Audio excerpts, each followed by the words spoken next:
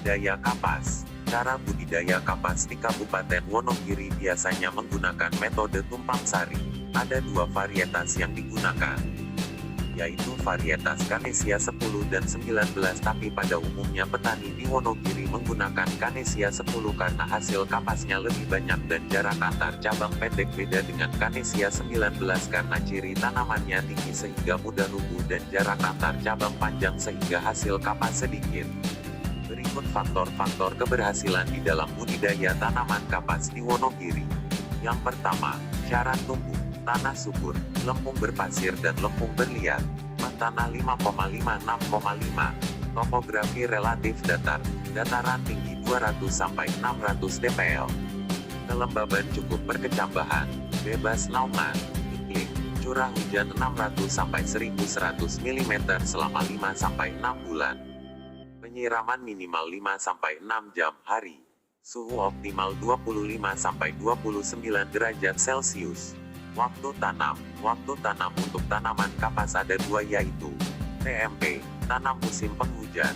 Pelaksanaan penanaman yang hanya mengandalkan air hujan. Biasanya untuk penanaman di lahan marginal dan tegalan. Bulan tanam yaitu bulan Desember, bulan Februari. TMK, tanam musim kemarau. Pelaksanaan penanaman di lahan sawah tanda hujan. Biasanya ditanam pada bulan April bulan Mei. Jarak tanam. Jarak tanam biasanya disesuaikan dengan keadaan masing-masing wilayah. Berikut ini jarak tanam yang dianjurkan sesuai dengan tingkat kesuburan lahan. Untuk lahan dengan tingkat kesuburan tinggi jarak tanamnya 40 cm x 100 cm. Lahan dengan tingkat kesuburan sedang jarak tanam yang dianjurkan yaitu 30 x 90 cm. Sedangkan untuk lahan dengan tingkat kesuburan rendah, lahan kurang subur jarak tanam 30 x 80 cm. Fase pertumbuhan. Fase 1. Fase vegetatif terjadi dari 0 sampai 35 hari setelah tanam. Fase 2. Fase pembungaan terjadi pada saat tanaman berumur 35 sampai 65 hari setelah tanam. Fase 3. Fase pembuahan terjadi pada saat tanaman berumur 65 sampai 105 hari setelah tanam. Buah pertama sampai dengan buah mekar semua pada saat tanaman berumur 105 sampai 140 hari setelah tanam. Cara tanam. Tanah ditunggal. Dibuat lubang tanam dengan jarak tanam disesuaikan dengan keadaan lahan setempat. Kemudian masukkan benih ke dalam lubang tersebut. Pemupukan. Waktu pemupukan. Pemupukan ini dilaksanakan pada saat tanaman berusia 3-4 minggu setelah tanam. Pupuk yang diaplikasikan yaitu pupuk N 50 kg H, pupuk P 75 kg H, dan pupuk K 50 kg H. Pemupukan 2 dilaksanakan pada saat tanaman berusia 6-8 minggu setelah tanam. Pupuk yang diaplikasikan yaitu pupuk N sebanyak 100 kg H.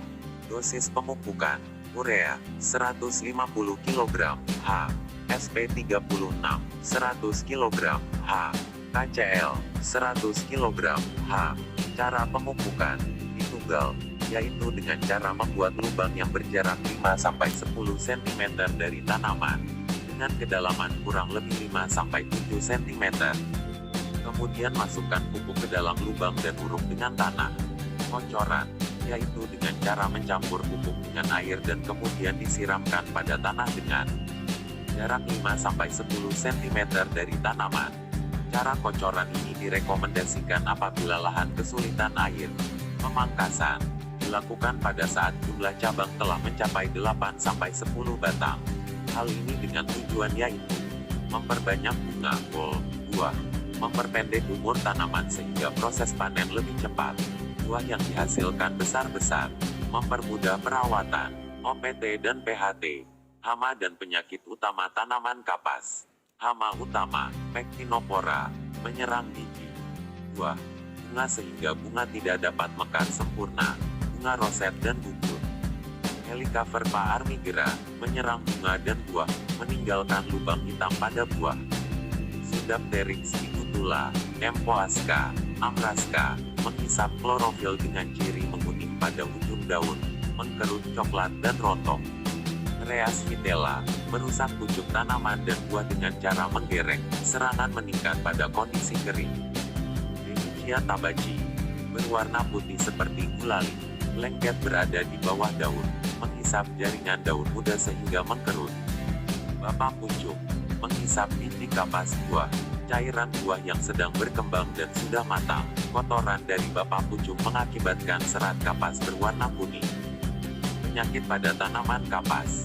Busuk arang, penyebabnya adalah jamur. Ciri-ciri tanaman yang terkena busuk arang yaitu daun kuning, layu mengering, batang berwarna coklat dan jika dicabut akar berwarna hitam. Rebah kecambah, penyebabnya jamur. Yang diserang adalah tanaman muda. Busuk buah, penyebabnya adalah gigitan serangga. Hawar daun oleh Xanthomonas competris. Bercak kecoklatan pada daun, cairan hitam kecoklatan pada tulang daun.